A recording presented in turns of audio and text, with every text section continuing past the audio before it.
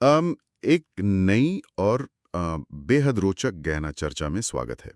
आज का विषय एक ऐसी चीज पर है जो सुनने में किसी रहस्यमयी पुरानी कहानी या किसी फैंटेसी नॉवल का हिस्सा लगती है। हम बात कर रहे हैं एकोनीटम नेपिलस की। जिसे आम भाषा में मॉन्क शूट भी कहा जाता है। हाँ बिल्कुल, मॉन्क शूट, क्योंकि इसका खूबसूरत नीला फूल एक सन्यासी के तोप यानी मॉन्क्स हुड जैसा दिखता है। शुरुआत में ये बता देना जरूरी है कि आज हमारी इस चर्चा का लक्ष्य क्या है। और हमारे पास जो दस्तावेज और मेडिकल लिटरेचर है, उनसे एक बहुत ही हैरानीखेज कहानी निकल कर आती है। सही कहा। हम देखने वाले हैं कि कैसे एक पौधा जो पुराने जमाने में शिकार करने के लिए तीरों पर लगाया जाता था, एक बेहद तेज असर करने वाले जहर या क्विक एक्टिंग पॉइजन के रूप में।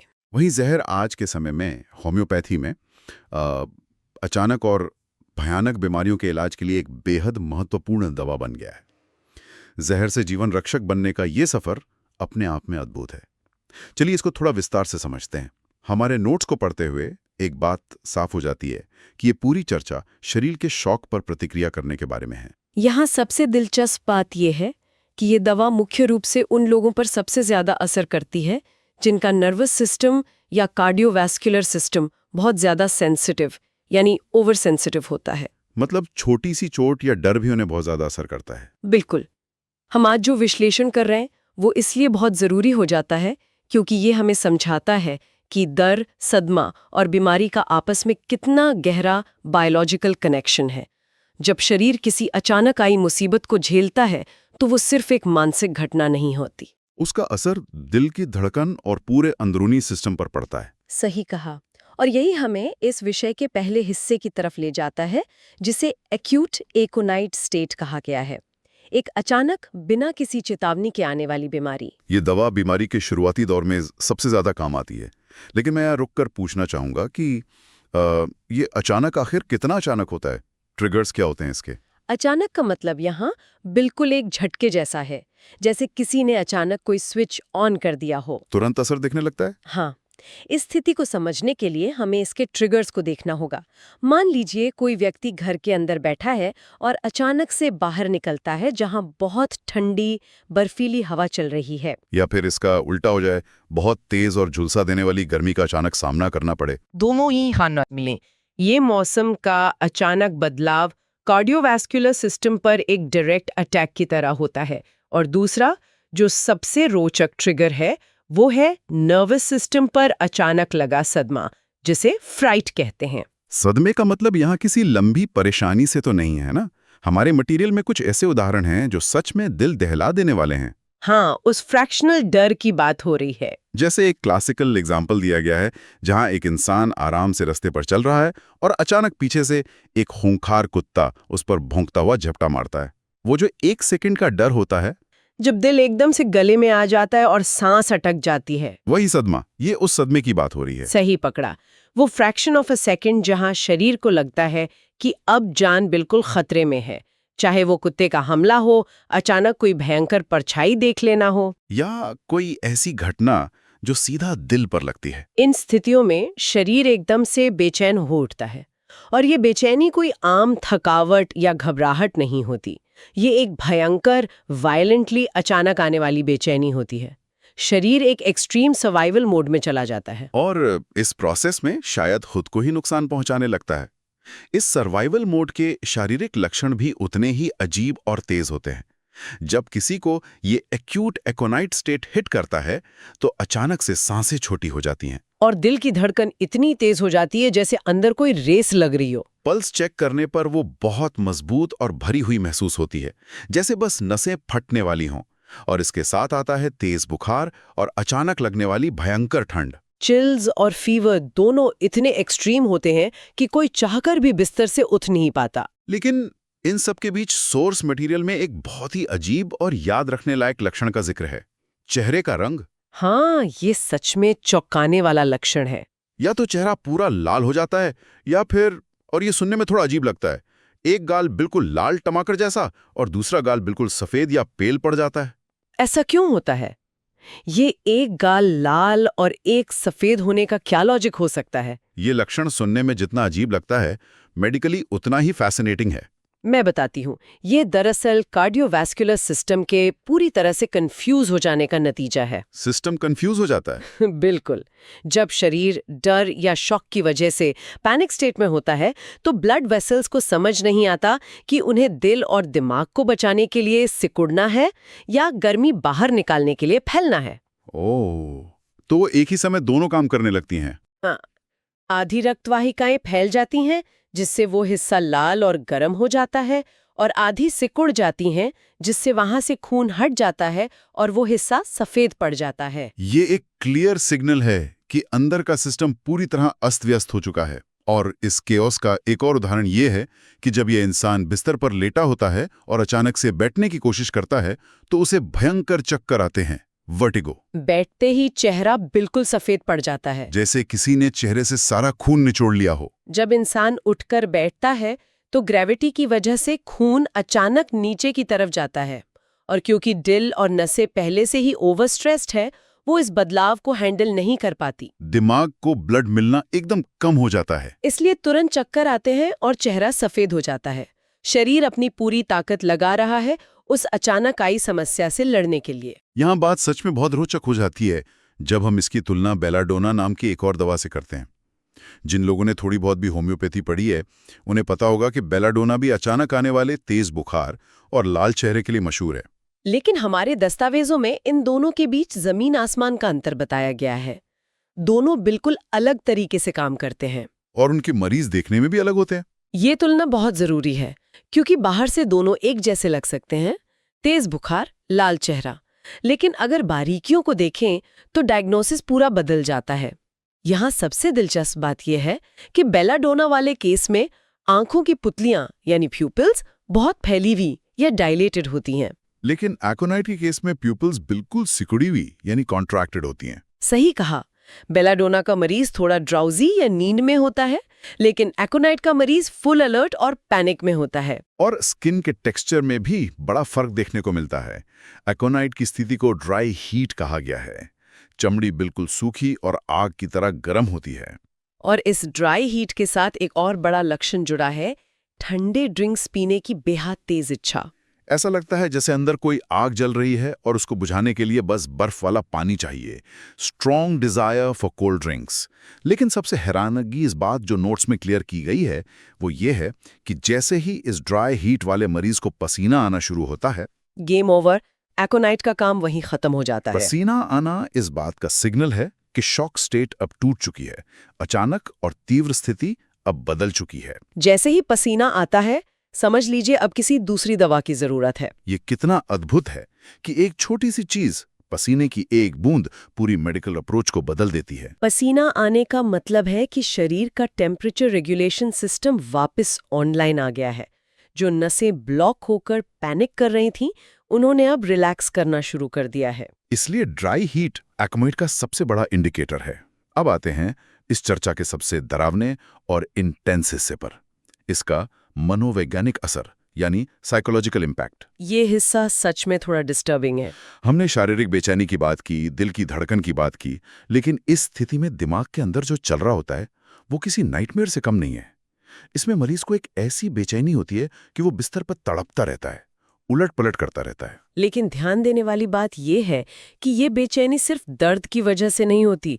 इसके पीछे एक बहुत बड़ा, बहुत गहरा डर होता है, मौत का डर। मौत का डर यानी फीलिंग ऑफ इमिनेंट डेथ। इसको बड़े पैमाने पर देखें तो ये डर बुखार से जुड़ी आम घबराहट बिल्कुल नहीं है। ये एक फुल ब्लोन पैनिक अटैक है, जहां दिमाग ने हार मान ली है। दिमाग के अंदर केमिकल्स का इतना बड़ा तूफान आता है कि लॉजिक पूरी तरह खत्म हो जाता है। हमारे सोर्स मटेरियल में इसे समझाने के लिए एक बहुत ही पावरफुल मेटाफर का इस्तेमाल किया गया है। ग्रिम रीपर का मेटाफर, मौत का फरिश्ता काले कपड़े पहने, हाथ में धारदार हथियार लिए, बिल्कुल बेड के पास खड़ा महसूस होता है। मरीज सिर्फ बीमार नहीं महसूस कर रहा, उसको पूरा यकीन हो चुका है कि उसका अंत तय है। और इस यकीन का लेवल देखिए। हमारे सोर्स मटेरियल में एक उदाहरण है जो सुनने में थोड़ा कॉमिक लगता है, पर दरअसल रोंगटे खड़े कर देने वाला है। आप उस एग्जैक्ट टाइम प्रेडिक्शन वाले किस्से की बात कर रहे हैं? हाँ वही। मान लीजिए कोई इंसान रात को सोता है। नींद आने के 1 या 2 घंटे बाद वो अचानक घबराकर पसीने में लथपथ होके उठ जाता है। वो इतना डरा हुआ होता है कि वो अपनी मौत का एकदम सटीक समय बताता है। वो सीधा अपनी पत्नी को उठाता है और कहता है, पत्नी मैं रात 11:15 पर मर जाऊंगा, कृपया जल्दी से मेरे सारे डॉक्यूमेंट्स ला दो। सुनने में अजीब लगता है कि कोई अपना exact time of death predict कर सकता है। ये हैरानी की बात नहीं है कि दिमाग डर की आखिरी हद में आकर मिनट टू मिनट हिसाब देने लगता है। ये पूरी तरह से इरेशनल है, पर उस मरीज के लिए वो 11:15 का टाइम उतना ही सच है जितना कि सूरज का निकलना। दिमाग इन्फिनिट टेरर को हैंडल नहीं कर सकता, इसलिए वो उस टेरर को एक बाउंड्री देने की कोशिश करता है। एक स्पेसिफिक टाइम देकर उस डर को एक आकार देने की कोशिश करता है। बिल्कुल। इन नोट्स में इस स्थिति के लिए एक फ्रेज यूज किया गया है, बिसाइड वनसेल्फ विद पेन। यानी दर्द और डर दिमाग पर इतना हावी हो जाते हैं कि इंसान पागलपन की स्थिति में पहुंच जाता है। वो हर हाल में उस जगह, उस स्थिति से भागना चाहता है। दिमाग पूरी तरह से फ्लाइट मोड में लॉक हो जाता है, जहां मौत के अलावा और कुछ दिखाई नहीं देता। ये सुनकर ही घबराहट होने लगती है कि हमारा दिमाग हमें ऐसी स्थिति में भी डाल सकता है। खैर, अब तक हमने जो कुछ भी चर्चा की वो अक्यूट कंडीशंस थी, यानी अचानक आई बीमारी और अचानक आया डर। लेकिन बात यहीं खत्म नहीं होती है। दस्तावेज हमें एक और गहरे रास्ते पर ले जाते हैं, जिसे हम क्रॉनिक रूप कहते हैं, पुरानी बीमारियां और फोबियाज। ये सेक्शन बताता है कि कैसे एक पुराना भूला बिसरा डर जिंदगी भर का नसूर बन सकता है। एक ऐसा डर जो अंदर ही अंदर इंसान को खोखला करता रहता है। इन क्रॉनिक स्टेट्स को समझना सच में आंखें खोल देने वाला है। इनकी शुरुआत अचानक ठंडी हवा लगने से नहीं होती। तो इनका ओरिजिन पॉइंट कहाँ से शुरू होता है? किसी बहुत ही भयंकर पुराने सदमे से होती है। एक ऐसी घटना जहां मौत सच में बहुत करीब थी, जैसे किसी भयंकर कार एक्सीडेंट का शिकार होना या कोई बड़ा भूकंप देखना। इस सदमे के वक्त जो पैनिक आया था वो तो गुजर गया। इंसान फिजिकली ठीक भी हो गया, लेकिन नर्वस सिस्टम परमानेंट रूप से बदल गया। उसका हार्डवेयर और सॉफ्टवेयर दोनों करप्ट हो गए। इस सदमे के बाद इंसान को अचानक और बहुत तेज एंग्जाइटी अटैक्स आने लगते हैं, और इन अटैक्स के बीच जो शांति का समय होता है वो आम शांति नहीं होती। वहां एक छुपा हुआ हल्का सा डर, एक सटल फेयर ऑफ डेथ हर पल साथ चलता है। यानी बाहर से इंसान बिल्कुल ठीक दिख रहा है, ऑफिस जा रहा है, दोस्तों से मिल रहा है, पर अंदर ही अंदर एक अलार्म हमेशा बज रहा है, और यही अंदर छुपा हुआ अलार्म अलग अलग फोबियाज के रूप में बाहर आता है। दस्तावेजों में इन फोबियाज की लिस्ट बहुत रोचक है। सबसे पहला है फियर इन अ क्राउड, भीड़ भरी जगहों में डर। ऐसे लोग किसी भी ओवर क्राउडेड जगह पर जाने से डरते हैं। अगर उन्हें किसी तरह सिनेमा हॉल जाना भी पड़े तो उनकी सबसे पहली शर्त होती है कि मुझे बिल्कुल एग्जिट डोर के पास वाली सीट चाहिए, ताकि जैसे ही घबराहट हो वो तुरंत वहां से निकल सकें। उन्हें भीड़ में दम घुटने लगता है।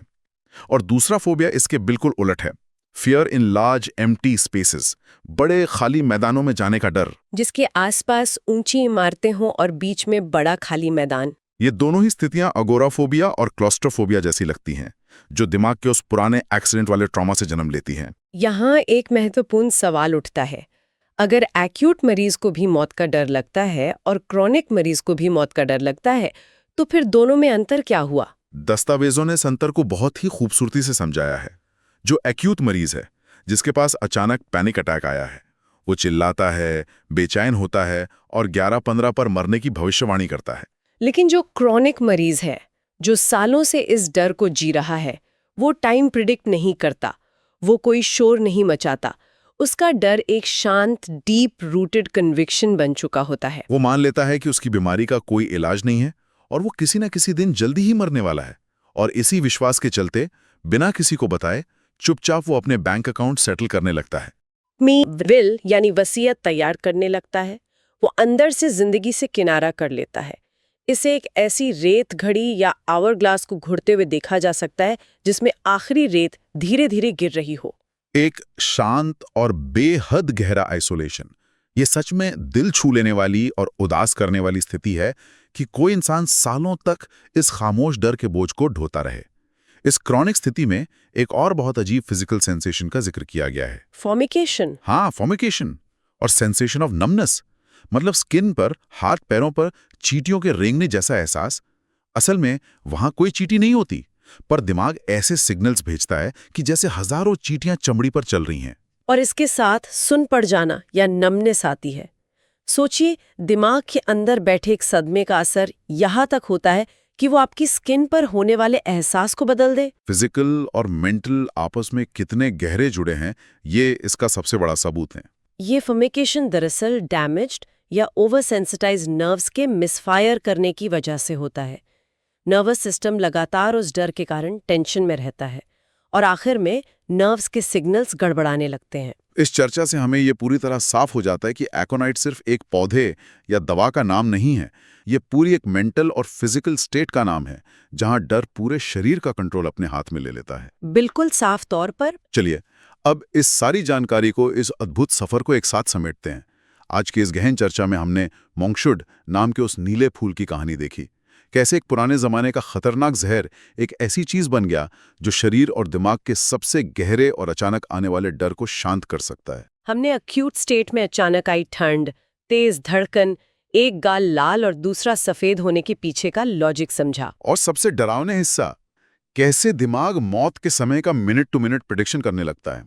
साथ ही हमने क्रॉनिक स्टेट को भी समझा, जहां बरसों पुराना कार एक्सीडेंट का सदमा जिंदगी भर के लिए एग्जिट डोर ढूंढने वाले फोबिया में बदल जाता है। ये जानकारी सिर्फ मेडिकल टेक्स्ट नहीं है, ये इस बारे में एक बहुत गहरी समझ देती है कि हमारा दिमाग ट्रॉमा और शॉक को किस तरह एक पेन ड्राइव की तरह स्टोर कर लेता है। और कैसे वो पुराना डर सालों बाद किसी अजीब फोबिया या स्किन पर चींटियां रेंगने जैसी सेंसेशंस के रूप में बाहर आता है। और अगर हम इस सब को जोड़ कर देखें तो समझ आता है कि हमारे शरीर का फाइट और फ्लाइट रिस्पॉन्स कितना ताकतवर होता है। ये सिस्टम हमारी जान बचाने के लिए डिजाइन किया गया है, लेकिन जब ये सिस्टम किसी भयंकर सदमे की वजह से अटक जाता है तो ये हमारी रोजमर्रा की जिंदगी को तबाह भी कर सकता है। चाहे वो ठंडी हवा से आने वाला बुखार हो या किसी पुराने सदमे के बाद आने वाली चुपचाप मौत की उम्मीद। सब कुछ इस बात पर निर्भर करता है कि हमारा नर्वस सिस्टम पिछले सदमों पर कैसे रिएक्ट करता है। ऐसी मेडिकल अंडरस्टैंडिंग का सबसे बड़ा फायदा यही है कि जब हम समस्या की जड़ को समझ लेते हैं तो ठीक करने का रास्ता आसान हो जाता है। सही कहा। अंत में इस चर्चा को खत्म करने से पहले इस विषय से जुड़ी एक ऐसी बात छोड़कर जा रहा हूं जिसे सोचने पर हम मजबूर हो सकते हैं। आज हमने देखा कि अगर एक कार एक्सीडेंट जैसा भयानक सदमा हमारे नर्वस सिस्टम को इस हद तक बदल सकता है कि हमें खुली जगहों या भीड़ से जिंदगी भर का फोबिया हो जाए, जिसे हम शायद समझ भी नहीं पाते, तो क्या ऐसा नहीं हो सकता कि आजकल की तेज रफ्तार जिंदगी में जो हमारी रोजमर्रा की एंग्जाइटी है, जो अचानक आने वाली घबराहट या किसी छोटी सी चीज से लगने वाला बेवजह डर है, क्या वो सच में बेवजह है? या फिर क्या ये किसी ऐसी पुरानी भूली बिसरी डरावनी घटना का नतीजा हो सकती है जिसे हमारा कॉन्शियस दिमाग तो पूरी तरह से भूल चुका है, पर हमारा शरीर आज भी उसे याद रखे हुए है और हर वक्त उस डर को पीछे बजने वाले किसी रेडियो की तरह सुन रही है। इस दिमाग और शरीर के रहस्य पर जरूर सोचिएगा। आज की इस गहन चर्चा में बस इतना ही। अगली बार फिर मिलेंगे